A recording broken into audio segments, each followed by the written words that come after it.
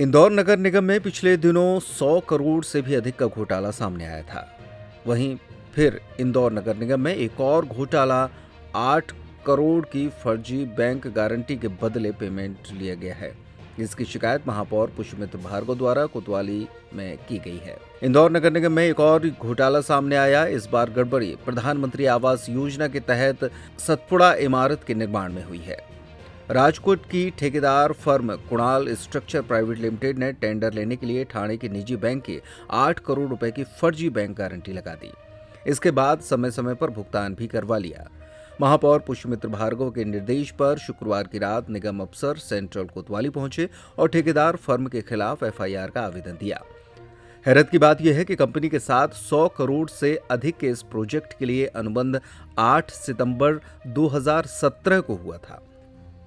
उसने काम शुरू भी कर दिया और बीच बीच में कंपनी ने जितने बिल लगाए उस पर 5% सिक्योरिटी डिपॉजिट काटकर पेमेंट भी कर दिया गया। हाल ही में कंपनी ने इस 5% राशि को लौटाने को कहा तो अफसरों ने बैंक गारंटी की पड़ताल की। इंदौर स्थित आईसीआईसीआई बैंक की ब्रांच से गारंटी से जुड़े दस्तावेज मांगे गए तो पता चला कि ऐसी कोई बैंक गारंटी जारी ही नहीं हुई है। महापौर पुष्पमित्र भार्गव ने बताया कि फर्म के खिलाफ एफआईआर दर्ज करवाकर कड़ी कार्रवाई की जाएगी।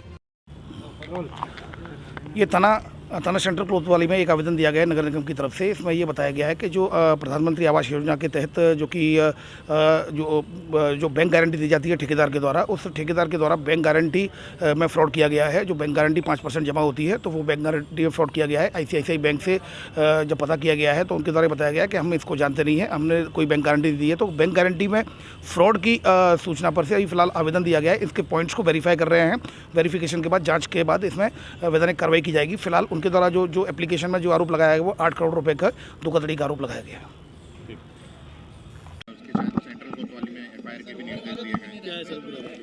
ये जो हम लोग को इसमें बैंक गारंटी दी गई थी, वो बैंक गारंटी जब इसको हम लोग ने जब जब्त किया और उसको कैश कराना चाहा तो वो गलत पाई गई, फर्जी पाई गई। और इसका जब ये जानकारी संज्ञान में आई तो तत्काल इसमें एफआईआर के निर्देश दिए और आगामी भी जो हम लोग दंडात्मक कार्रवाई वो करेंगे। कौन अभी प्राथमिक तौर पर दोषी फिलहाल खुलासा कैसे हुआ, कैसे पता चला? इसमें एक्चुअली जब इन पे जब कार्रवाई की गई कि इनकी जो बैंक गारंटी जब्त की गई थी उसको रासात किया गया, उसको कैश कराने के लिए जब हम लोग ने बैंक को लिखा तो बैंक की तरफ से ये आया प्रतिवेदन कि ये बैंक गारंटी उनके यहाँ से नहीं की गई है, जबकि पूर्व में बैंक गारंटी को बैंक से वेरीफाई भी किया गया था।